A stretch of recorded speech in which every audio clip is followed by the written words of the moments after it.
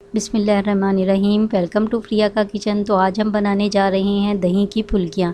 इनको बेसन की फुल्कियाँ भी कहा जाता है। ये बहुत ही टेस्टी और मज़ेदार बनके तैयार हो जाती हैं। और सबसे मज़े की बात यह है कि इनको बनाने के लिए ना ही तो हमें दाल को भिगोना पड़ता है और ना ही ग्राइंड करना पड़ता है। तो आप देख सकती हैं ये कितनी सॉफ्ट बनी है कि मुँह में जाते ही खुल जाएंगी। तो चलें इस टेस्टी रेसिपी को बनाना स्टार्ट करते हैं।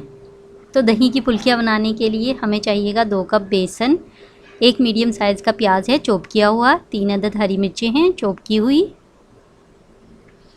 1 टीस्पून ज़ीरा, हाफ कप के करीब हमारे पास हरा धनिया है चॉप किया हुआ, ये शामिल करेंगे। 1 टेबलस्पून हम इसमें पिसी हुई मिर्चें ये शामिल करेंगे। 1 टीस्पून हम इसमें नमक शामिल करेंगे। कुटा भुना ज़ीरा 1 टीस्पून ये शामिल करेंगे। 1/4 टीस्पून हमारे पास हल्दी है ये शामिल करेंगे। और 1/4 टीस्पून हम इसमें खाने वाला सोडा ये शामिल करेंगे।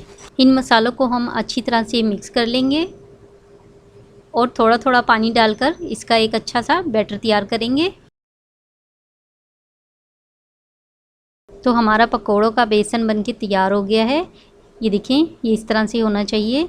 अब हम इसको कवर करके 10 से 15 मिनट के लिए एक साइड रख देंगे ताकि ये अच्छे से फूल जाए। तो सुरख चटनी बनाने के लिए मैंने 2 सुरख मिर्ची ली हैं, हाफ़ टी स्पून ज़ीरा, हाफ़ टी स्पून नमक और 4 से 5 अदद लहसुन की कलियां ली हैं। इनको हम ग्राइंडर में डाल के पीस लेंगे। तो हमारी लाल लहसुन की चटनी बनके तैयार हो गई है। 1 किलो मैंने दही ली है, इसको हम अच्छे से फेंट लेंगे। 1 कप हमने दूध लिया है, दूध को हम दही में डाल के अच्छी तरह से मिक्स कर लेंगे। इससे ये होगा कि अगर हमारा दही खट्टा है तो इसका खट्टापन ख़त्म हो जाएगा और इससे हमारे दही में बहुत अच्छा टेस्ट भी आएगा। 1 कप ही मैंने इसमें पानी शामिल किया है और इसे अच्छे से मिक्स कर देंगे। अब हम इसमें लाल चटनी जो मैंने अभी बनाई थी 1 टेबलस्पून हम इसमें शामिल कर देंगे और आप अपने टेस्ट के मुताबिक कम या ज़्यादा कर सकती हैं। 1 टीस्पून हम इसमें नमक शामिल करेंगे और इसके साथ भी अच्छे से मिक्स कर देंगे। तो देखिए हमारी पकौड़ियों की दही तैयार हो गई है। इसे एक साइड रख देंगे। एक कढ़ाई में हमने ऑयल डाल दिया है, ये हीट अप हो गया है। अब हमने जो बैटर तैयार किया था चम्मच की मदद से उसके हम पकोड़े बनाएंगे। तो इस तरह से हमने डाल देने हैं और इन्हें इसी तरह से रहने देना है ताकि हमारी एक साइड गोल्डन ब्राउन हो जाए। तो देखिए हमारी पकौड़ियाँ गोल्डन ब्राउन हो गई हैं। अब हम इन्हें चेंज कर देंगे और इस साइड से भी इन्हें इसी तरह से रहने देंगे ताकि दूसरी साइड से भी हमारी पकौड़ियाँ जो हैं वो गोल्डन ब्राउन हो जाएं। तो हमारी पकौड़ियाँ अच्छे से गोल्डन ब्राउन हो गई हैं। अब हम इन्हें निकाल लेंगे। तो देखिए कितना प्यारा अच्छा सा कलर आया है।